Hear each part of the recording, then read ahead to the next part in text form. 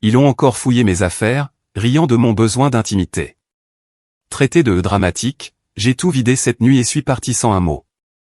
Ce matin, ils découvriront un appartement désert. Maintenant, ils comprennent. Je suis rentré dans mon appartement après une journée de travail de 14 heures et je les ai trouvés là, encore une fois. Ma mère, Sylvie, avait les mains plongées jusqu'au coude dans mon tiroir à sous-vêtements, triant mes effets personnels comme si elle organisait sa propre armoire. Mon père, Gérard, était confortablement assis sur mon canapé, lisant mon journal intime avec l'intérêt désinvolte de quelqu'un feuilletant un magazine. Ils ont levé les yeux quand je suis entré, ne montrant aucune honte ni aucun embarras. Lorsque j'ai exigé de savoir ce qu'ils faisaient, ils ont ri. Ils ont littéralement ri. Sylvie m'a traité de comédienne parce que je voulais de l'intimité chez moi. Gérard a dit que je réagissais de manière excessive à leur inquiétude parentale. Ce soir-là, j'ai réalisé que quelque chose devait changer de manière définitive. 6 mois plus tôt, j'avais commis ce que je reconnais maintenant comme la plus grande erreur de ma vie d'adulte. Après m'être fait une entorse à la cheville lors d'un week-end de randonnée, j'avais donné à mes parents un double des clés de mon appartement. Juste pour les urgences, leur avais-je dit, juste au cas où il m'arriverait quelque chose et que j'aurais besoin d'aide. Ils avaient promis de ne l'utiliser qu'en cas de nécessité absolue. Les premières semaines ont semblé assez normales. Ils appelaient avant de passer, généralement pour m'apporter des courses ou vérifier mon rétablissement. J'appréciais leur sollicitude et je me sentais reconnaissante d'avoir des parents qui se souciaient assez de leur fille de 28 ans pour l'aider à traverser une blessure mineure. Les visites semblaient naturelles, aimantes et appropriées. Puis ma cheville a guéri et les visites ont continué. Ce qui avait commencé comme des livraisons de courses hebdomadaires est devenu des vérifications bi-hebdomadaires, puis 3 fois par semaine. Ensuite, j'ai arrêté de compter car ils débarquaient presque tous les jours. À chaque fois, ils avaient une excuse différente. Ils étaient dans le quartier. Ils avaient acheté trop de nourriture au supermarché. Ils voulaient s'assurer que je mangeais correctement. Je leur manquais. Les excuses devenaient de plus en plus minces, mais les violations devenaient de plus en plus audacieuses. Je rentrais du travail pour trouver mes meubles réorganisés selon leurs préférences. Mon réfrigérateur était vidé des aliments qu'ils jugeaient malsains et réapprovisionné avec des articles que je ne mangeais jamais. Mon courrier était ouvert et trié sur le comptoir de ma cuisine. Ils faisaient des commentaires sur des sites web que j'avais visités, ayant clairement vérifié l'historique de mon navigateur. Lorsque j'essayais d'aborder ces violations de limites, ils retournaient la conversation contre moi. J'étais ingrate pour leur amour et leur soutien. Je repoussais les personnes qui se souciaient le plus de moi. J'agissais comme une adolescente rebelle au lieu d'une adulte mature. Ils me rappelaient constamment qu'ils étaient mes parents, qu'ils m'avaient élevé, qu'ils savaient ce qui était le mieux pour moi mieux que je ne le savais moi-même. J'ai essayé de changer les serrures, pensant qu'un indice subtil sur le respect de mon espace suffirait. En 2 jours, ils avaient convaincu Monsieur Dubois, le gérant de mon immeuble, de leur redonner accès. Ils lui ont dit que je traversais une période difficile et que je les avais enfermés dehors lors d'une crise de santé mentale. Ils prétendaient s'inquiéter pour ma sécurité et mon bien-être. Monsieur Dubois, un homme gentil dans la 60aine avec ses propres filles, leur a remis un passe-partout sans poser de questions. J'ai tenté d'amener mon petit ami Marc plus souvent, espérant que sa présence découragerait mes parents de traiter mon domicile comme leur espace personnel. Au lieu de cela, il critiquait tout chez lui. Son travail n'était pas assez stable. Ses antécédents familiaux étaient douteux. Ses intentions envers moi n'étaient clairement pas sérieuses. Ils l'ont interrogé sur son plan quinquennal, sa situation financière et ses opinions sur le mariage et les enfants.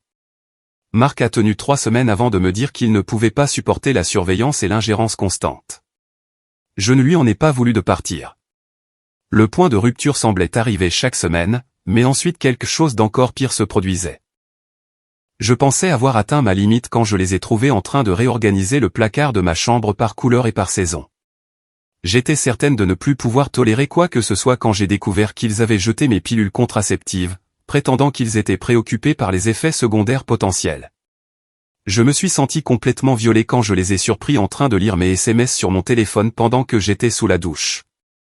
Mais rien ne m'avait préparé à ce que j'ai découvert un mardi après-midi où je suis rentré malade du travail.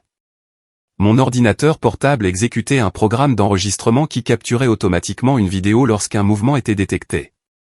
Je l'avais installé des mois plus tôt comme mesure de sécurité après un cambriolage dans mon immeuble. Lorsque j'ai vérifié les images pour voir si quelque chose avait été dérangé pendant mon absence, j'ai trouvé des heures de vidéos montrant mes parents dans mon appartement les jours où j'étais au travail. Les enregistrements révélaient la véritable ampleur de leur invasion. Sylvie arrivait la première, généralement vers 10 heures du matin, et passait du temps à essayer mes vêtements devant le miroir de ma chambre. Elle prenait la pose et se prenait en photo, portant mes robes, mes bijoux, mes chaussures. Elle vaporisait mon parfum et utilisait mon maquillage, laissant tout légèrement déplacé, mais pas manifestement dérangé. Gérard arrivait 1 heure plus tard et utilisait mon ordinateur pour consulter ses emails personnels, naviguer sur les réseaux sociaux et rechercher des destinations de vacances. Il mangeait ma nourriture tout en regardant des émissions de télévision que j'avais enregistrées. Il fouillait dans mes documents financiers, prenant des photos de mes relevés bancaires et de mes factures de carte de crédit avec son téléphone. Ensemble, ils passaient des après-midi entiers dans mon espace, le traitant comme leur propre résidence secondaire. Ils faisaient la sieste dans mon lit, cuisinaient dans ma cuisine et se divertissaient avec mes affaires. Ils agissaient comme si j'étais l'invité chez eux plutôt que l'inverse. Lorsque je les ai confrontés avec ces preuves, ils ont nié tout acte répréhensible. Ils ont prétendu que les vidéos étaient sorties de leur contexte. Ils ont insisté sur le fait qu'ils essayaient seulement de prendre soin de mon appartement pendant que j'étais occupé par le travail. Ils m'ont accusé de les espionner et de violer leur vie privée en enregistrant leurs activités innocentes. La conversation a dégénéré en la pire dispute que nous ayons jamais eue. J'ai exigé qu'ils me rendent ma clé immédiatement et respectent mes limites à l'avenir. Ils ont refusé, affirmant que je n'étais clairement pas capable de prendre soin de moi correctement. Ils ont dit que mon explosion émotionnelle prouvait que j'avais plus que jamais besoin de leur supervision et de leurs conseils. Ils ont menacé de contacter mon lieu de travail pour exprimer leurs préoccupations concernant mon état mental si je continuais à agir de manière irrationnelle. Cette nuit-là, j'ai réalisé que mes parents n'allaient pas changer leur comportement volontairement. Ils s'étaient convaincus que leurs actions étaient justifiées par leur amour et leur inquiétude pour moi. Ils croyaient avoir non seulement le droit mais la responsabilité de surveiller et de contrôler ma vie d'adulte. Ils voyaient mon désir d'intimité et d'indépendance comme une preuve de mauvais jugement plutôt que comme des limites saines. Alors que je restais éveillé à fixer mon plafond, j'ai compris que j'allais devoir prendre des mesures drastiques pour reprendre ma propre vie en main. La confrontation au sujet des images de la caméra a marqué un tournant, mais pas dans la direction que j'avais espérée. Au lieu de respecter mes limites, mes parents ont redoublé d'efforts dans leur comportement intrusif. Ils semblaient interpréter ma collecte de preuves comme la preuve que je devenais paranoïaque et instable, ce qui ne faisait que renforcer leur conviction que j'avais besoin d'une surveillance plus étroite. Sylvie a commencé à amener des membres de sa congrégation religieuse dans mon appartement pour ce qu'elle appelait des cercles de prière. Je rentrais chez moi pour trouver 6 ou 7 femmes que je connaissais à peine assises dans mon salon, se tenant la main autour de ma table basse, demandant à Dieu de guérir mon esprit rebelle et de me guider vers les valeurs familiales appropriées. Sylvie me présentait comme sa fille troublée qui traversait une phase de rejet de l'autorité divine et de la sagesse parentale. Ces dames de l'Église me regardaient avec un mélange de pitié et de jugement, offrant des conseils non sollicités sur la soumission, la gratitude et l'importance d'honorer son père et sa mère. Elles commentaient la décoration de ma maison, suggérant que certains objets étaient trop mondains ou inappropriés pour une jeune femme chrétienne. Elles examinaient ma bibliothèque et exprimaient leur inquiétude au sujet de romans qu'elles jugeaient trop profanes ou romantiques. Les réunions de prière sont devenues un événement hebdomadaire que j'étais impuissante à arrêter. Sylvie s'était positionnée comme la principale détentrice des clés et décideuse de mon espace. Quand je protestais, elle rappelait aux dames de l'Église que je luttais contre l'orgueil et l'indépendance, leur demandant de prier encore plus fort pour mon déclic spirituel. Pendant ce temps, Gérard avait commencé à utiliser mon appartement comme son bureau satellite. Il amenait des collègues de travail pour des réunions, étalant des papiers sur la table de ma salle à manger et utilisant mon imprimante pour les documents de l'entreprise. Il commandait des traiteurs pour des déjeuners d'affaires et présentait ma maison comme son espace de travail secondaire pour impressionner clients et superviseurs. Je recevais des appels au travail de voisins se plaignant de l'augmentation du passage dans notre immeuble.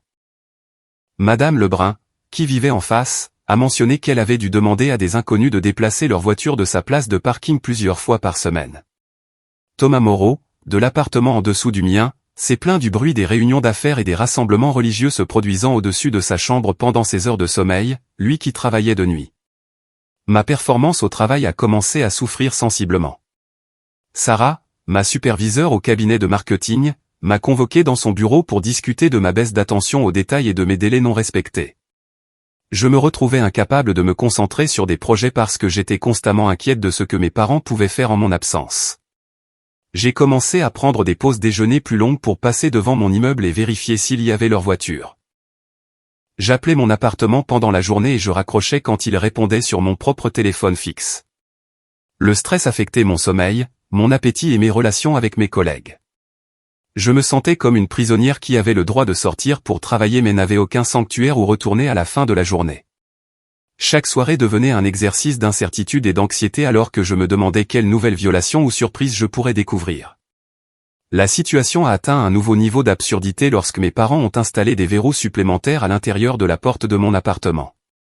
Ils prétendaient qu'il s'agissait de mesures de sécurité pour me protéger des intrus, mais la réalité était qu'ils rendaient de plus en plus difficile pour moi d'entrer chez moi.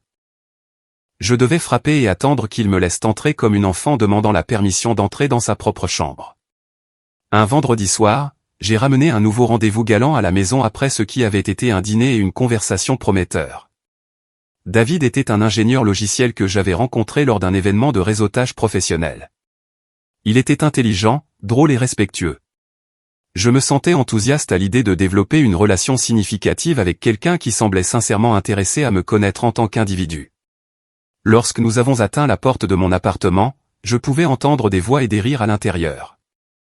J'ai utilisé ma clé pour entrer et j'ai trouvé mes parents organisant un dîner avec 8 de leurs amis dans mon salon. Ils avaient préparé un repas en utilisant ma vaisselle, ma nourriture et les meubles de ma salle à manger.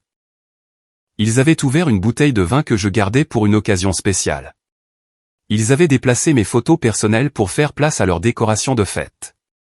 Gérard nous a présentés, David et moi, à leurs invités comme si nous étions des visiteurs inattendus passant chez eux. Sylvie s'est excusée de ne pas avoir mis de couverts supplémentaires à table, expliquant qu'ils ne savaient pas que j'amènerais de la compagnie. Leurs amis semblaient confus quant à la dynamique relationnelle, mais nous ont poliment inclus dans leur conversation sur la planification de la retraite et les petits-enfants. David s'est excusé après 20 minutes, clairement mal à l'aise avec la dynamique familiale bizarre dont il avait été témoin. Il m'a envoyé un SMS le lendemain pour me dire qu'il me trouvait charmante, mais qu'il sentait que ma situation de vie était trop compliquée à gérer pour lui. Je ne pouvais pas contester son évaluation, mais la découverte la plus choquante était encore à venir. En nettoyant après le dîner de mes parents, j'ai trouvé du courrier adressé à leur nom à l'adresse de mon appartement, pas du courrier transféré ou des colis qu'ils m'avaient demandé de recevoir temporairement. C'était de la correspondance officielle indiquant qu'ils avaient changé leur adresse permanente pour celle de mon appartement. J'ai appelé la poste le lendemain matin et confirmé que mes parents avaient soumis un formulaire de changement d'adresse indiquant mon appartement comme leur nouvelle résidence. Lorsque j'ai consulté la base de données des listes électorales en ligne, j'ai constaté qu'ils avaient également mis à jour leur adresse de vote. Un appel à la préfecture a révélé qu'ils avaient changé leur permis de conduire pour refléter mon adresse comme résidence principale. Ils racontaient aux voisins, aux amis de l'église et à quiconque voulait l'entendre que j'étais retourné vivre avec eux. Dans leur version des faits, j'étais une jeune femme en difficulté qui avait renoncé à son indépendance et était retournée au domicile familial pour un soutien financier et émotionnel. Ils se positionnaient comme des parents généreux qui avaient ouvert leurs portes pour aider leur fille troublée à se remettre sur pied. La prise de conscience m'a frappé comme un coup physique. Mes parents n'avaient pas seulement envahi mon espace. Ils avaient volé mon identité et réécrit notre récit familial pour satisfaire leurs besoins de contrôle. Ils avaient créé une réalité alternative dans laquelle j'étais l'enfant dépendante et eux les adultes responsables gérant ma vie et mon foyer. J'ai compris alors que ce n'était pas un problème de limite qui pouvait être résolu par la conversation ou le compromis. C'était une campagne systématique pour effacer mon autonomie et mon indépendance. Ils n'allaient pas s'arrêter parce qu'ils croyaient sincèrement qu'ils me sauvaient de moi-même. Cette nuit-là, j'ai pris une décision qui allait tout changer. La découverte des changements d'adresse de mes parents n'était que le début d'un schéma beaucoup plus vaste et plus inquiétant. Au cours des semaines suivantes, j'ai commencé à enquêter sur toute l'étendue de leur ingérence dans ma vie. Et ce que j'ai trouvé m'a laissé sous le choc, avec un sentiment de trahison. Mon rapport de solvabilité mensuel a révélé que mes parents avaient ouvert des comptes de service public à mon nom à l'adresse de mon appartement. Ils avaient contacté la compagnie d'électricité, de gaz et le fournisseur d'accès Internet en prétendant m'aider à gérer mes factures pendant une période difficile. Ils avaient fourni mon numéro de sécurité sociale et mes informations personnelles pour établir ces comptes, se désignant comme utilisateurs autorisés avec un accès complet aux détails du compte et aux informations de facturation. Lorsque j'ai appelé ma banque pour contester certaines irrégularités dans l'activité de mon compte, j'ai appris que mes parents demandaient des duplicata de relevés depuis des mois. Ils avaient convaincu un représentant du service clientèle qu'il m'aidait à organiser mes finances après une urgence médicale. Ils recevaient des copies de mes relevés bancaires, de mes factures de carte de crédit et des résumés de mes comptes d'investissement à leur propre adresse. Cela signifiait qu'ils avaient une connaissance détaillée de mes habitudes de dépenses, de mon salaire, du solde de mon épargne et de chaque transaction financière que j'avais effectuée depuis 6 mois. Ils savaient exactement combien d'argent j'avais, où je faisais mes courses, ce que j'achetais et comment je gérais mon budget. Ils surveillaient ma vie financière aussi étroitement que mon espace personnel.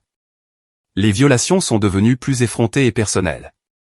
Sylvie avait commencé à répondre à mon téléphone fixe lorsqu'elle était dans l'appartement, filtrant mes appels et prenant des messages selon son propre jugement. Elle disait au rendez-vous potentiel que je n'étais pas disponible pour des activités sociales. Elle déclinait les invitations d'amis prétendant que j'étais trop occupé ou que je ne me sentais pas bien. Elle rejetait les appels des recruteurs et les opportunités professionnelles en disant que j'étais parfaitement heureuse dans mon poste actuel et que je n'étais pas intéressée par un changement. J'ai découvert cela quand mon amie Émilie m'a appelé au travail pour me demander si j'allais bien. Elle avait essayé de me joindre plusieurs fois pour m'inviter à sa fête d'anniversaire, mais à chaque fois une femme prétendant être ma tante avait répondu et dit que j'étais indisponible. Émilie avait commencé à s'inquiéter qu'il m'était arrivé quelque chose de grave. Quand j'ai vérifié ma messagerie vocale, j'ai trouvé des dizaines de messages supprimés. Sylvie effaçait les appels d'amis, supprimait les invitations à des événements sociaux et retirait les messages de contact professionnels. Elle organisait soigneusement ma vie sociale pour éliminer les influences qu'elle jugeait inappropriées ou menaçantes pour leur contrôle. Gérard avait porté la colonisation de son bureau à un nouveau niveau en invitant son frère sans emploi, mon oncle Stéphane, à séjourner temporairement dans ma chambre d'amis. Stéphane avait été licencié de son travail dans la construction et traversait un divorce difficile. Plutôt que de le laisser dormir sur leur canapé dans leur propre maison, Gérard avait décidé que ma chambre supplémentaire serait une solution parfaite au problème de logement de Stéphane. Je suis rentré un mardi pour trouver les affaires de Stéphane dans ma chambre d'amis. Et un mot de Gérard expliquant que la famille est de la famille dans les moments difficiles. Stéphane était quelqu'un d'assez décent, mais c'était essentiellement un étranger vivant chez moi sans ma permission ni que je le sache. Il avait sa propre clé, son propre emploi du temps et sa propre relation avec mon espace qui n'avait rien à voir avec moi. Lorsque j'ai confronté Stéphane à propos de l'arrangement, il a semblé sincèrement surpris que je n'ai pas accepté de le laisser rester. Gérard lui avait dit que j'avais proposé ma chambre d'amis et que j'étais heureuse de l'aider à se remettre sur pied. Stéphane s'est confondu en excuses et a proposé de partir immédiatement, mais j'ai réalisé que le problème ne venait pas de lui. Le problème venait de parents qui se sentaient en droit de prendre des décisions concernant ma maison et ma vie sans me consulter. Le bilan émotionnel devenait insupportable. J'ai commencé à voir le docteur Lambert, une thérapeute spécialisée dans les dynamiques familiales et les problèmes de limite. Au cours de nos séances, j'ai décrit le schéma croissant de contrôle et d'ingérence. Le docteur Lambert a écouté avec une inquiétude croissante et m'a finalement dit quelque chose qui a complètement changé ma perspective. Ce que mes parents faisaient n'était pas une implication familiale normale ou un amour excessif. C'était de la violence émotionnelle déguisée en sollicitude parentale. Ils sapaient systématiquement mon autonomie, envahissaient ma vie privée et manipulaient mon environnement pour maintenir leur pouvoir sur ma vie d'adulte. Le comportement présentait toutes les caractéristiques des tactiques de contrôle psychologique utilisées par des partenaires abusifs, sauf qu'il était perpétré par des personnes qui prétendaient m'aimer le plus. Le docteur Lambert m'a aidé à comprendre que les actions de mes parents n'étaient pas motivées par une véritable inquiétude pour mon bien-être. Elles étaient motivées par leur propre besoin de se sentir important, nécessaire et aux commandes. Mon indépendance menaçait leur sens du but et leur identité de parents. Ils travaillaient donc à saboter mon autonomie et à créer une dépendance artificielle. La révélation finale est survenue lors d'une réunion de famille chez ma cousine Julie. J'ai entendu mes parents parler à des proches de ma situation de vie, me décrivant comme instable, irresponsable et ayant besoin d'une surveillance constante. Ils racontaient aux membres de la famille que je leur avais demandé d'emménager avec moi parce que je ne pouvais pas gérer les responsabilités d'adulte toute seule. Ils ont dressé le tableau d'une jeune femme en difficulté qui buvait trop, dépensait l'argent sans compter et prenait de mauvaises décisions concernant les hommes et ses choix de carrière. Ils se positionnaient comme des parents sacrificiels qui avaient renoncé à leur propre confort et à leur intimité pour aider leur fille troublée à éviter le sans-abrisme et la ruine financière. Les écouter décrire cette version fictive de ma vie était dévastateur. Ils avaient créé tout un récit dans lequel j'étais le problème et eux la solution. Ils s'étaient convaincus, eux et les autres, que leur comportement contrôlant était en fait une intervention héroïque au nom de quelqu'un qui ne pouvait pas prendre soin d'elle-même. Mais la découverte la plus choquante restait à venir. La semaine suivante, alors qu'ils étaient dans mon appartement pour mener leurs affaires habituelles, j'ai remarqué que la mallette de Gérard était ouverte sur le comptoir de ma cuisine. À l'intérieur, j'ai vu une pile de documents juridiques à mon nom. Quand j'ai réussi à regarder de plus près, j'ai réalisé qu'il s'agissait de brouillons pour une audience de compétence. Mes parents consultaient un avocat pour me faire déclarer mentalement incompétente afin de pouvoir prendre la tutelle légale de mes finances et de mes décisions personnelles. Ils documentaient ce qu'ils prétendaient être des preuves de mon incapacité à gérer ma propre vie, de ma résistance à leur aide, de ma colère face à leur présence, de mes demandes d'intimité et de mes tentatives de fixer des limites. Dans leur logique tordue, mon désir d'indépendance était la preuve d'une instabilité mentale. Mes objections à leur ingérence étaient la preuve d'un manque de jugement. Mes tentatives de récupérer mon propre espace étaient les symptômes d'un trouble psychologique nécessitant une intervention juridique. Ils se préparaient à faire déclarer par un tribunal que j'étais incapable de prendre des décisions concernant ma propre vie, ce qui leur donnerait un contrôle total sur mes finances, ma situation de vie, mes soins médicaux et mes relations personnelles. Ils deviendraient mes tuteurs légaux avec l'autorité de faire chaque choix important en mon nom. Cette nuit-là, je me suis assise dans ma chambre, la porte verrouillée, réalisant que mes parents n'étaient pas simplement contrôlants ou surprotecteurs. Ils travaillaient activement à détruire mon droit légal de vivre en tant qu'adulte indépendante. Ils étaient prêts à utiliser le système judiciaire pour officialiser leur conviction que j'appartenais à leur surveillance et à leur contrôle permanent. J'ai compris alors que je n'avais pas affaire à des gens avec qui on pouvait raisonner ou que l'on pouvait convaincre de changer de comportement. J'avais affaire à des individus qui avaient complètement perdu le sens des limites appropriées et étaient prêts à utiliser tous les moyens nécessaires pour maintenir leur pouvoir sur ma vie. Le temps des conversations douces et de la fixation de limites était révolu. Je devais prendre des mesures immédiates et décisives pour me protéger des personnes qui étaient censées m'aimer et me soutenir, mais qui étaient devenues la plus grande menace pour ma liberté et mon bien-être. Cette nuit-là, j'ai commencé à planifier mon évasion. La découverte des documents pour l'audience de compétence a complètement transformé ma perspective. J'ai réalisé que mes parents n'étaient pas seulement intrusifs ou contrôlants. Ils travaillaient activement pour me priver de mes droits légaux d'adulte. Ce n'était pas un conflit familial qui pouvait être résolu par la communication ou le compromis. C'était une situation qui exigeait une planification stratégique et une action immédiate. J'ai passé les jours suivants à rechercher mes options tout en maintenant une façade de normalité. Je ne pouvais pas laisser mes parents soupçonner que je connaissais leur plan juridique ou que je me préparais à prendre des mesures drastiques. Je devais paraître docile et vaincu tout en organisant secrètement le mouvement le plus important de ma vie. Une action en justice semblait être le premier choix évident, mais lorsque j'ai consulté 3 avocats différents, ils m'ont tous donné des conseils similaires. Prouver la violence psychologique et la manipulation serait difficile et prendrait du temps. L'audience de compétence que mes parents prévoyaient s'éterniserait pendant des mois, période durant laquelle ils auraient de multiples occasions de présenter leur dossier et potentiellement convaincre un juge que leurs préoccupations étaient légitimes. Même si je gagnais la bataille juridique, le processus serait coûteux, émotionnellement épuisant et publiquement humiliant. Mes parents auraient des mois pour intensifier leur comportement et solidifier leur récit selon lequel j'étais instable et avais besoin de surveillance. Ils pourraient utiliser ma résistance à leur contrôle comme preuve que je manquais de bon jugement et de régulation émotionnelle. J'ai décidé que la réponse la plus efficace serait de me soustraire entièrement à leur portée tout en documentant leur comportement pour une éventuelle action en justice future. Je devais disparaître de leur sphère d'influence avant qu'ils ne puissent déposer leur demande de tutelle et me piéger dans une procédure judiciaire qui leur donnerait encore plus de pouvoir sur ma vie. Mon amie Émilie travaillait comme agent immobilier et avait accès à des listes de location dans toute la ville. Je l'ai appelée et lui ai expliqué que j'avais besoin de trouver un nouvel appartement immédiatement, mais que la recherche devait être totalement confidentielle. Je ne pouvais pas me permettre que mes parents découvrent mes plans avant d'être prête à les exécuter. Émilie a compris l'urgence de ma situation sans exiger d'explications détaillées. Elle avait été témoin d'assez de comportements de mes parents lors de rassemblements sociaux pour reconnaître que leur niveau d'implication dans ma vie était inapproprié et inquiétant. Elle a accepté de m'aider à trouver un endroit à l'autre bout de la ville, assez loin de mon quartier actuel pour qu'il soit peu probable que mes parents tombent accidentellement sur mon nouvel emplacement. Nous avons trouvé l'appartement parfait en 3 jours. C'était un 2 pièces dans un immeuble sécurisé avec un accès contrôlé et une gestion sur place. L'immeuble était à 40 km de mon adresse actuelle, dans un quartier où mes parents n'avaient aucun ami, aucune relation d'affaires ni aucune raison de se rendre.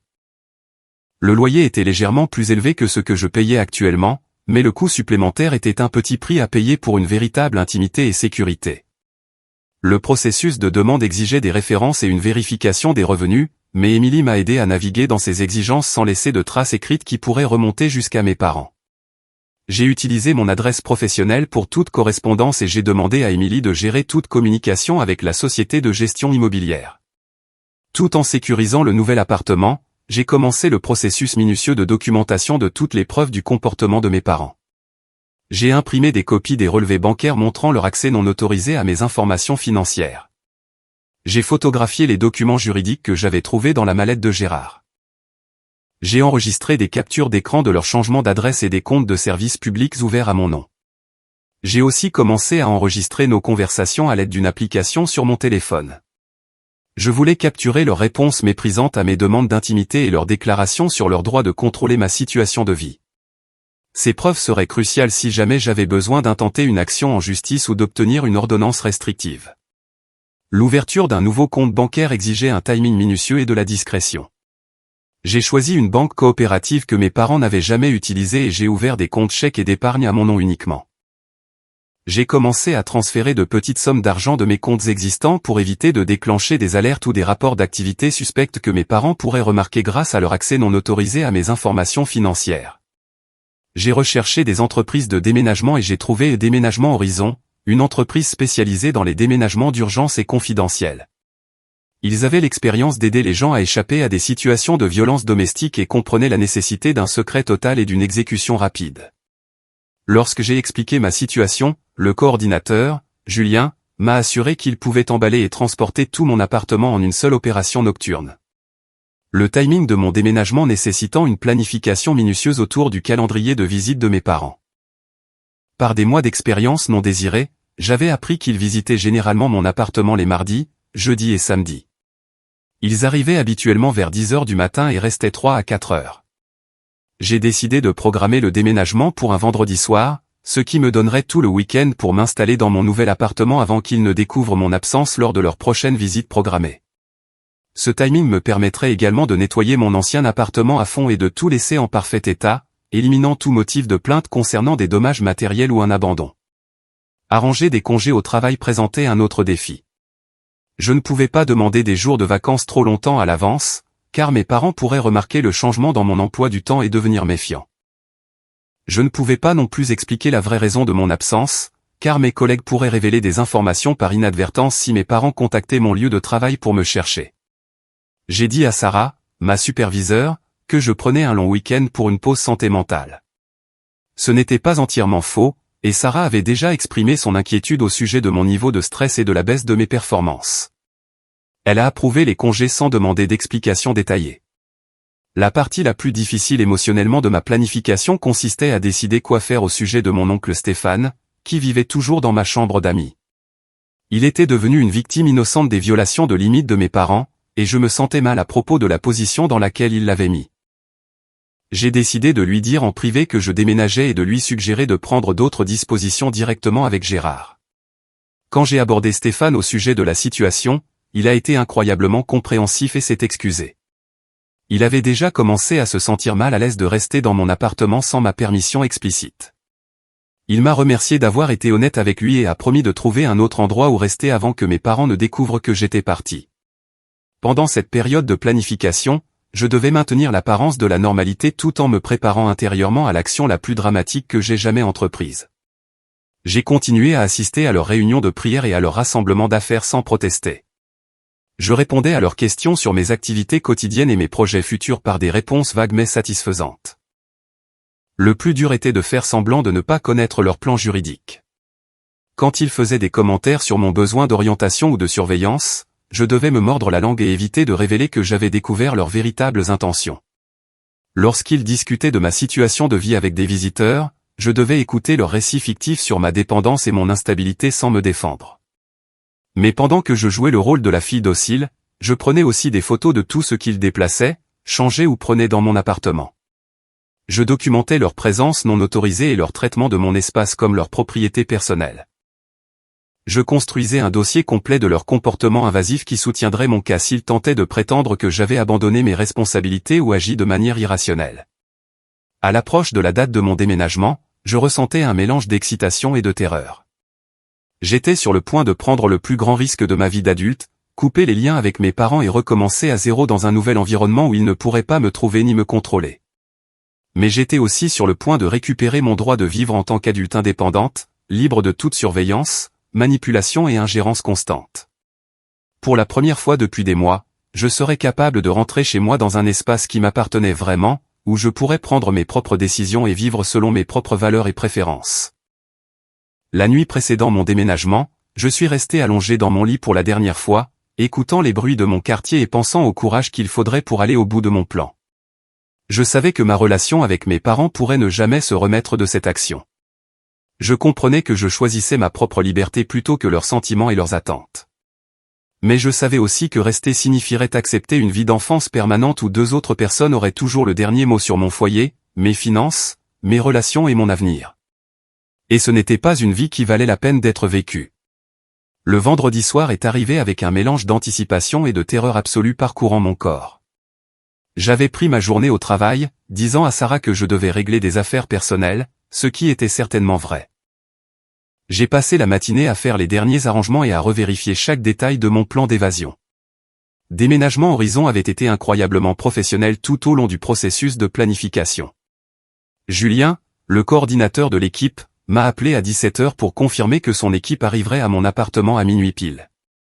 Il m'a expliqué qu'ils apporteraient tout le matériel d'emballage nécessaire et pourraient avoir toute ma vie emballée et chargée en 6 heures.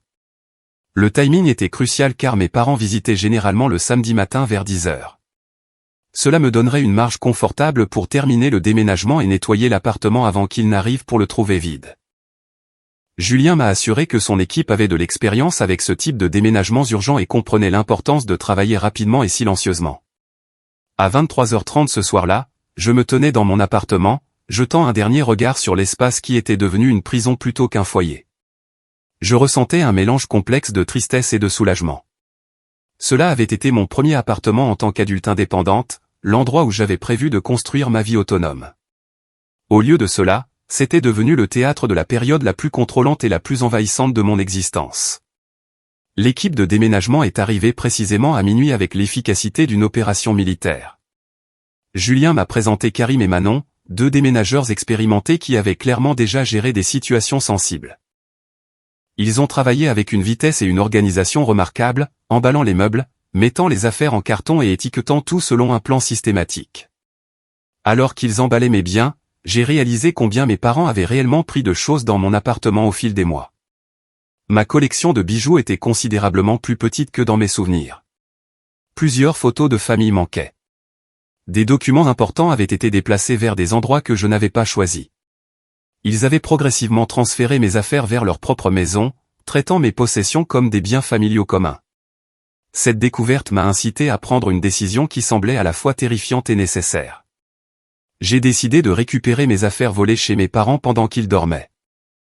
J'avais toujours leur clé d'urgence, qu'ils m'avaient donnée des années plus tôt pour des situations exactement comme celle-ci. L'ironie ne m'a pas échappé, j'utiliserai leur propre clé pour récupérer des biens qu'ils avaient pris sans permission. À 3h du matin, pendant que l'équipe de déménagement continuait d'emballer mon appartement, j'ai conduit jusqu'à ma maison d'enfance et je suis entré silencieusement. Mes parents dormaient profondément, et je savais que leur chambre était à l'arrière de la maison, loin de l'endroit où je chercherais. Dans leur chambre d'amis, j'ai trouvé des cartons de mes affaires qui avaient été systématiquement retirés de mon appartement. Les bijoux de ma grand-mère, des photos de famille remontant à mon enfance, des documents importants, y compris mon certificat de naissance et mon passeport, et des objets personnels qui avaient une profonde valeur sentimentale. Ils avaient trié mes possessions, gardant les choses qu'ils considéraient importantes ou précieuses, tout en me laissant avec des articles qu'ils jugeaient moins significatifs. J'ai soigneusement récupéré tout ce qui m'appartenait, travaillant silencieusement dans le noir pour éviter de les réveiller. Chaque objet que je récupérais ressemblait à une petite victoire contre leur campagne systématique pour contrôler et diminuer mon indépendance. Je ne volais pas. Je récupérais ma propre propriété auprès de personnes qui l'avaient prise sans permission. Au moment où je suis retourné à mon appartement, l'équipe de déménagement avait tout emballé, sauf les articles dont j'avais besoin pour nettoyer et préparer l'espace pour mon départ. J'avais décidé de laisser l'appartement dans un état impeccable, éliminant toute possibilité pour mes parents de prétendre que j'avais endommagé la propriété ou abandonné mes responsabilités. Manon m'a aidé à emballer mes articles de soins personnels et mes dernières affaires pendant que Karim et Julien chargeaient le camion. Nous avons travaillé ensemble comme une équipe coordonnée. Chaque personne se concentrait sur un aspect spécifique de l'opération. Leur professionnalisme et leur efficacité ont rendu la tâche écrasante gérable et organisée. À l'approche de l'aube, j'ai traversé mon appartement vide une dernière fois, vérifiant chaque pièce pour m'assurer que rien n'avait été oublié. L'espace semblait plus grand et plus lumineux sans mes meubles et mes affaires. Il semblait aussi impersonnel et vide, comme une chambre d'hôtel attendant le prochain client. J'avais préparé une lettre détaillée expliquant ma décision de déménager et mes raisons de ne pas en informer mes parents à l'avance. La lettre comprenait des copies de toutes les preuves que j'avais rassemblées sur leur comportement, des photos de leur présence non autorisée, la documentation de leur changement d'adresse, des enregistrements de leur surveillance financière et des images des documents d'audience de compétences que j'avais trouvés dans la mallette de Gérard. J'expliquais que leur contrôle croissant et l'invasion de ma vie privée m'avaient rendu impossible de continuer à vivre dans un espace qu'ils traitaient comme leur propre propriété. J'ai souligné des exemples spécifiques de leur violation de limites et décrit le bilan émotionnel que leur comportement avait eu sur ma santé mentale et mes relations personnelles.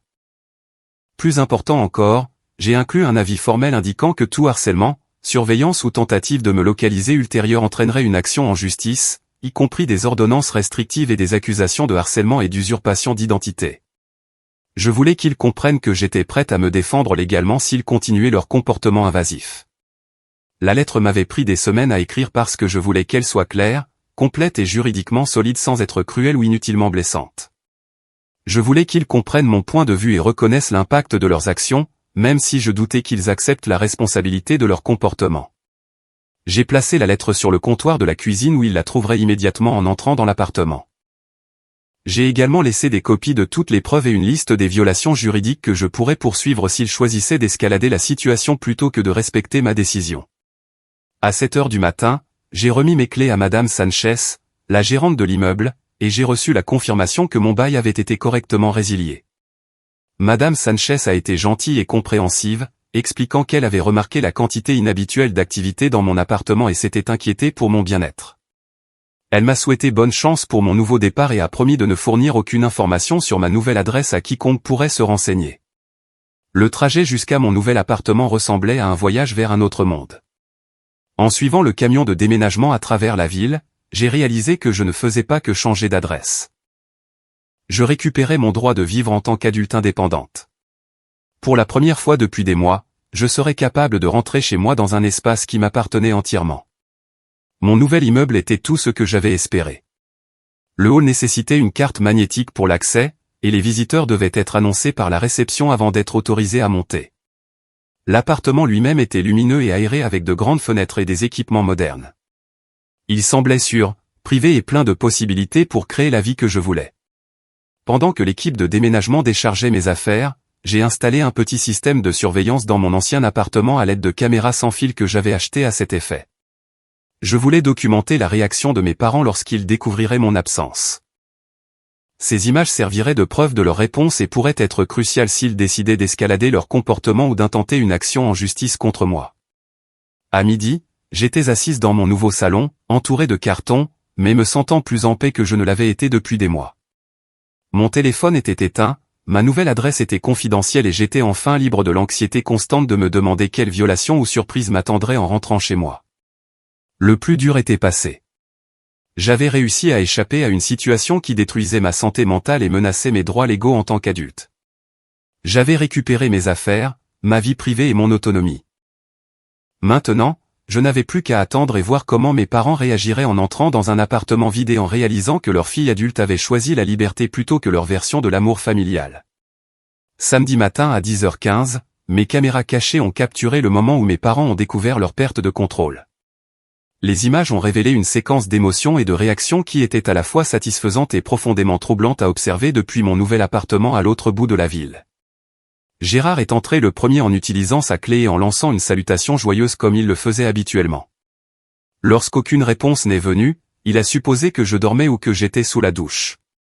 Il s'est dirigé vers la cuisine pour commencer sa routine habituelle de vérification de mon réfrigérateur et de tri de mon courrier. Le moment de la réalisation était clairement visible à la caméra. Gérard s'est arrêté au milieu de mon salon, regardant l'espace vide avec confusion et une inquiétude croissante. Il a appelé mon nom plus fort, sa voix résonnant dans l'appartement vide. Il marchait rapidement d'une pièce à l'autre, ouvrant les placards et vérifiant les salles de bain comme si je pouvais me cacher quelque part. Sylvie est arrivée 10 minutes plus tard avec son sac de courses hebdomadaires et ses bulletins paroissiaux. Elle a trouvé Gérard debout au centre de ma chambre tenant la lettre que j'avais laissée sur le comptoir de la cuisine. Son visage était pâle et ses mains tremblaient légèrement alors qu'il lisait mon explication détaillée de leur comportement et ma décision de partir. La réaction initiale de Sylvie a été le déni. Elle a insisté sur le fait qu'il devait y avoir une erreur, un malentendu qui pourrait être facilement résolu.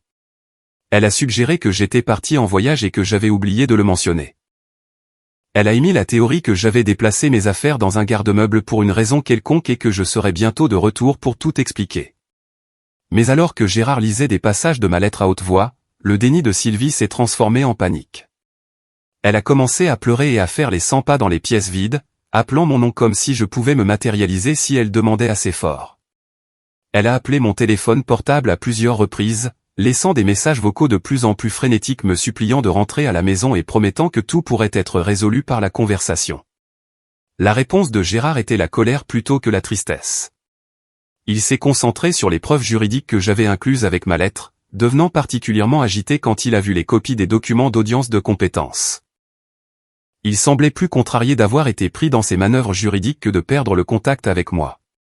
En 1 heure, Sylvie s'était convaincue que j'avais été kidnappé ou contrainte de partir contre ma volonté. Elle a appelé la police pour signaler une disparition, insistant sur le fait que je n'abandonnerais jamais mon appartement volontairement. Elle a dit aux officiers qui sont intervenus que j'étais mentalement instable et facilement influencé par des individus prédateurs qui pourraient profiter de ma vulnérabilité. L'agent Martinez, une femme patiente dans la quarantaine, a passé un temps considérable à lire ma lettre et à examiner les preuves que j'avais laissées derrière moi.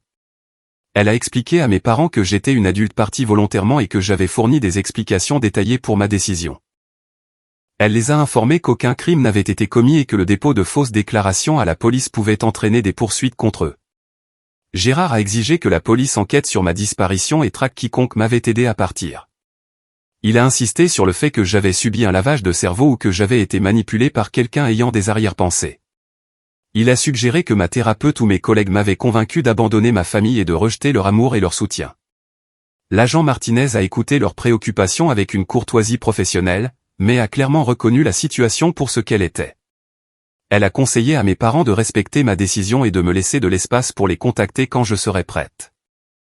Elle les a mis en garde contre toute tentative de me traquer ou de harceler mes amis et collègues pour obtenir des informations sur l'endroit où je me trouvais. Mais mes parents n'étaient pas disposés à accepter ce conseil. Au cours des jours suivants, ils ont lancé une campagne complète pour me localiser et me forcer à rentrer à la maison. Ils ont appelé mon lieu de travail à plusieurs reprises en exigeant que Sarah leur fournisse mes coordonnées d'urgence et transmette des messages sur leur inquiétude désespérée pour mon bien-être. Ils ont contacté tous les amis dont ils pouvaient trouver le numéro dans mes anciens relevés téléphoniques, affirmant que j'avais disparu et demandant si quelqu'un avait eu de mes nouvelles. Ils me décrivaient comme émotionnellement instable et potentiellement dangereuse pour moi-même, demandant aux gens de les appeler immédiatement si je prenais contact. Le plus inquiétant de tout, ils ont créé une campagne sur les réseaux sociaux conçue pour faire pression sur moi afin que je revienne. Sylvie a posté des photos de moi avec des légendes décrivant son cœur brisé par ma disparition soudaine. Elle a partagé des messages émotionnels sur la douleur de perdre un enfant à cause d'influences inconnues et a demandé des prières et du soutien à sa communauté en ligne. Cependant, leur stratégie sur les réseaux sociaux s'est retournée contre eux de manière spectaculaire lorsque plusieurs de mes amis ont commencé à partager des captures d'écran du comportement contrôlant de mes parents dont ils avaient été témoins au fil des mois. Émilie a posté sur la fois où Sylvie avait répondu à mon téléphone et décliné son invitation d'anniversaire à mon insu. Marc a partagé son expérience d'avoir été interrogé et critiqué pendant notre relation. David a décrit le dîner bizarre qu'il avait rencontré dans mon appartement. Les sections de commentaires des publications de mes parents se sont remplies de réponses de personnes qui avaient observé leur violation de limites inappropriées de première main. Au lieu de générer de la sympathie pour des parents inquiets, leur campagne sur les réseaux sociaux a révélé un schéma de comportement contrôlant et invasif que la plupart des gens trouvaient alarmant et inacceptable. Le docteur Lambert m'a appelé pendant cette période pour m'informer que mes parents avaient contacté son cabinet en exigeant l'accès à mes dossiers de thérapie. Ils prétendaient s'inquiéter pour ma santé mentale et insistaient sur le fait qu'ils avaient besoin de comprendre ce qu'elle m'avait dit qui aurait pu influencer ma décision de couper tout contact avec eux. Le docteur Lambert avait refusé leur demande et leur avait rappelé que les dossiers de thérapie étaient confidentiels à moins que je n'autorise spécifiquement leur divulgation. Elle les a avertis que continuer à contacter son cabinet pourrait être considéré comme du harcèlement et pourrait entraîner des conséquences juridiques. Pendant ce temps, mes parents avaient engagé Denis Thomas, un détective privé, pour localiser ma nouvelle adresse et surveiller mes activités. Denis était un ancien policier spécialisé dans les cas de personnes disparues et les enquêtes domestiques.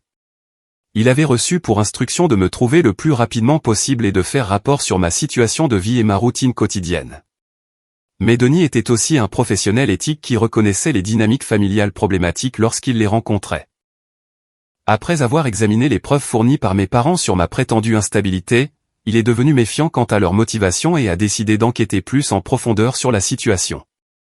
Ce que Denis a découvert était un schéma de comportement qui lui rappelait les cas de violence domestique qu'il avait traités au cours de sa carrière policière. L'invasion systématique de ma vie privée par mes parents, leur surveillance financière, leur tentative de m'isoler de mes amis et de mes partenaires romantiques, et leur plan juridique pour me faire déclarer incompétente, tout cela soulevait de sérieux drapeaux rouges sur leur véritable motivation. Denis a également découvert que ce n'était pas la première fois que mes parents s'engageaient dans ce type de comportement contrôlant. Grâce à des dossiers publics et des entretiens avec des membres de la famille élargie, il a appris qu'ils avaient systématiquement pris le contrôle de l'indépendance de la mère âgée de Gérard, Rose, depuis des années. Rose vivait de manière indépendante dans sa propre maison jusqu'à ce que Gérard et Sylvie la convainquent qu'elle n'était plus capable de gérer ses affaires en toute sécurité. Ils avaient progressivement pris le contrôle de ses finances, de ses décisions médicales et de sa situation de vie jusqu'à ce qu'elle se retrouve dans une résidence assistée contre son gré. Denis a réalisé que mes parents avaient un modèle consistant à cibler les membres de la famille qu'ils percevaient comme vulnérables et à saper systématiquement leur autonomie jusqu'à ce qu'ils obtiennent un contrôle total. Rose avait été leur victime précédente, et j'étais leur cible actuelle. Au lieu de simplement me localiser et de faire rapport à mes parents, Denis a pris une décision qui allait tout changer. Il m'a contacté directement pour partager ce qu'il avait découvert et offrir son aide pour monter un dossier juridique contre le schéma d'abus et de manipulation de mes parents. La révélation que ma grand-mère avait été soumise à la même campagne de contrôle systématique était à la fois déchirante et validante. Cela confirmait que le comportement de mes parents n'était pas motivé par une véritable inquiétude, mais par un besoin pathologique de dominer et de contrôler les gens qu'ils prétendaient aimer le plus. L'enquête de Denis avait dévoilé la vérité sur ma famille que j'avais été trop proche pour voir clairement. Mes parents n'étaient pas surprotecteurs ou trop inquiets. C'étaient des prédateurs qui utilisaient les relations familiales pour justifier un comportement qui serait reconnu comme du harcèlement et de la violence s'il était perpétré par des inconnus. Avec les preuves et le soutien de Denis, j'avais enfin les outils et les connaissances nécessaires pour me protéger et potentiellement aider ma grand-mère à échapper au même schéma de contrôle qui avait failli détruire ma propre indépendance et autonomie. Le règlement de compte avait commencé, mais c'était mes parents qui allaient finalement faire face aux conséquences de leurs actes, pas moi. L'enquête de Denis Thomas a ouvert des portes que je n'avais jamais imaginées possibles. Ces preuves ont révélé que le comportement contrôlant de mes parents s'étendait bien au-delà de leur traitement à mon égard. Et pour la première fois, j'avais un allié qui comprenait les implications juridiques de leurs abus systématiques. Le résultat le plus important du travail de Denis a été de me reconnecter avec ma grand-mère, Rose. Grâce à une enquête minutieuse, Denis l'avait localisée au manoir du Couchant, une résidence assistée où elle avait été placée contre son gré 3 ans plus tôt. Lorsque Denis a interrogé Rose sur sa situation de vie, elle a fondu en larmes et l'a supplié de l'aider à retrouver son indépendance. L'histoire de Rose était terriblement similaire à la mienne.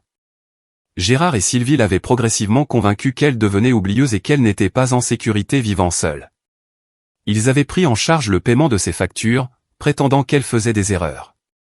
Ils avaient commencé à surveiller ses courses, insistant sur le fait qu'elle achetait des aliments inappropriés. Ils avaient commencé à filtrer ses appels téléphoniques et à limiter ses activités sociales, disant qu'ils la protégeaient des escrocs et des mauvaises influences. Finalement, ils avaient convaincu un médecin que Rose montrait des signes de démence précoce malgré sa clarté mentale évidente lors de l'entretien avec Denis.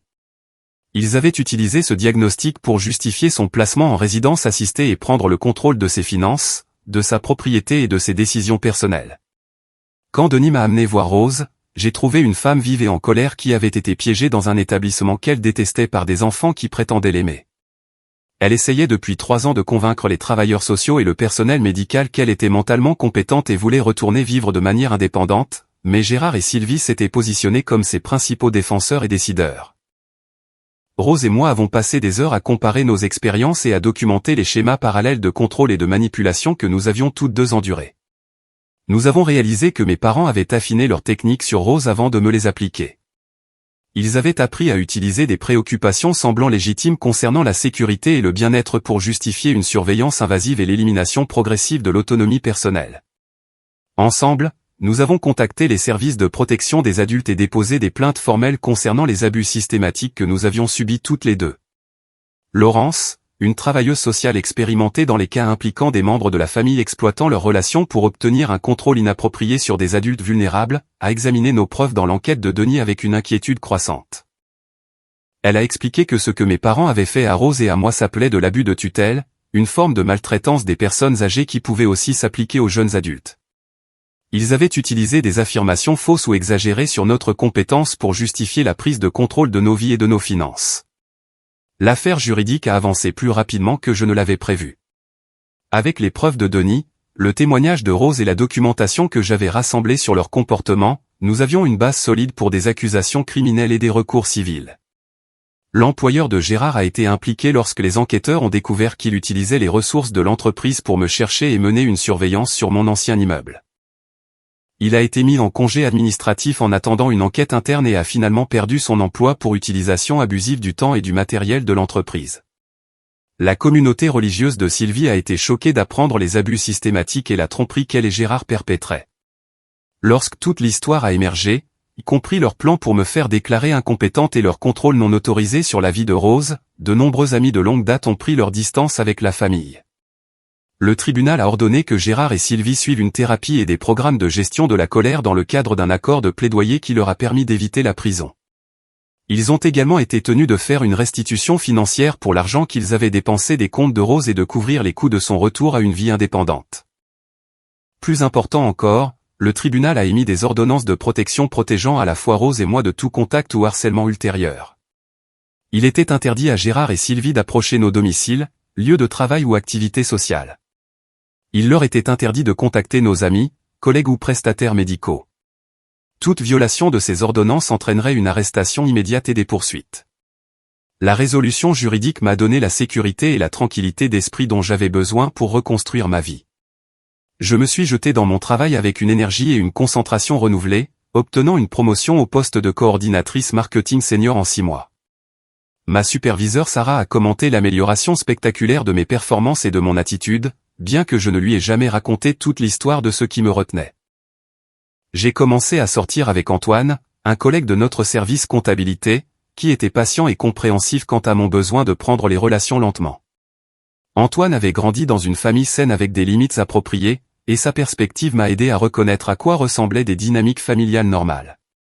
Mon nouvel appartement est devenu un sanctuaire où je pouvais explorer mes propres intérêts et préférences sans jugement extérieur ni interférence. J'ai découvert que j'aimais cuisiner des repas élaborés, lire des romans de science-fiction et apprendre à jouer de la guitare. C'étaient des intérêts que je n'avais jamais eu la liberté de poursuivre tant que ma vie était surveillée et gérée par d'autres. Rose et moi avons développé une relation étroite basée sur notre expérience partagée d'échapper au contrôle et de récupérer notre indépendance. Je l'ai aidée à retourner dans son propre appartement et je l'ai accompagnée à des rendez-vous médicaux pour m'assurer qu'elle avait du soutien pour maintenir son autonomie. Rose m'a appris de précieuses leçons sur la résilience et l'importance de se battre pour son droit de prendre ses propres décisions, même lorsque ces décisions ne sont pas ce que les autres pensent être le mieux pour vous. Elle avait survécu à 3 ans de surveillance non désirée et conservait encore la force et la détermination de reconstruire sa vie indépendante à 78 ans. Après 18 mois sans contact, mes parents ont demandé une réunion supervisée par l'intermédiaire de leur thérapeute. Ils prétendaient avoir compris leur comportement et voulaient s'excuser et tenter une réconciliation. J'ai accepté de les rencontrer une fois, accompagné du docteur Lambert et avec des limites claires sur les sujets qui seraient et ne seraient pas discutés. La réunion a été profondément décevante.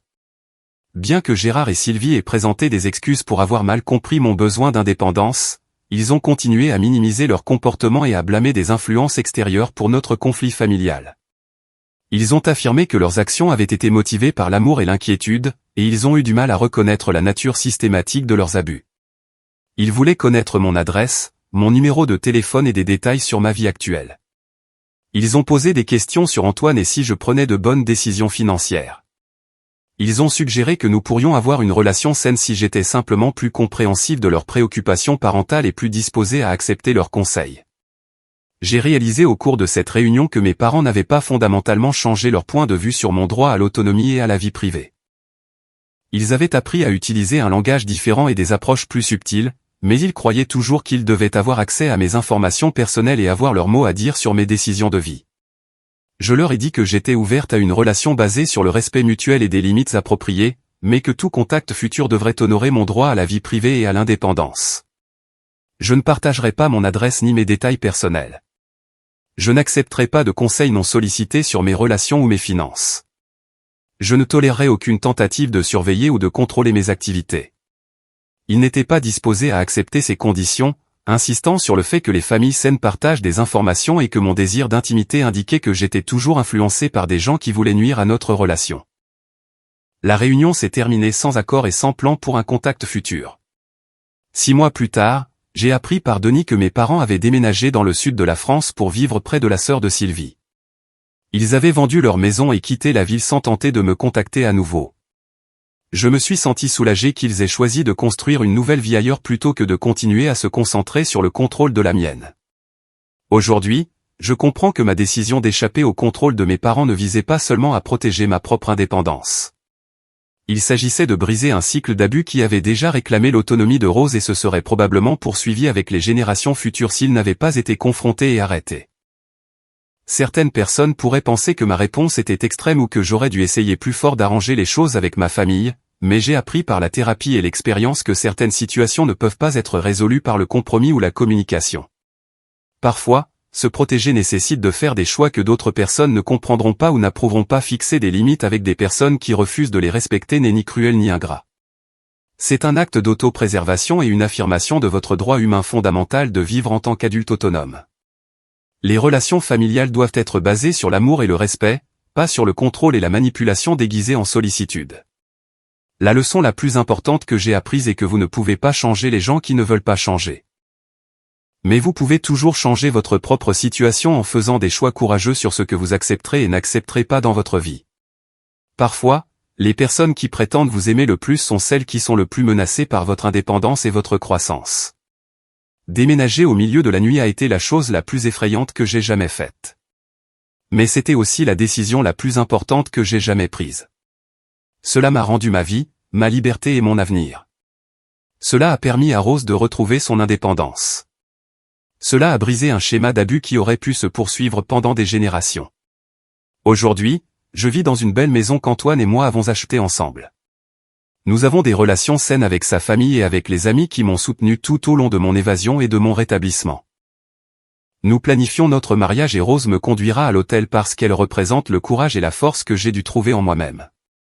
Chaque jour, je me réveille reconnaissante de la décision que j'ai prise de choisir la liberté plutôt que le dysfonctionnement familial. J'espère que mon histoire pourra aider quelqu'un d'autre à reconnaître qu'il mérite de vivre en tant qu'adulte indépendant, libre de toute surveillance, contrôle et manipulation, même lorsque ces comportements proviennent de personnes qui prétendent l'aimer.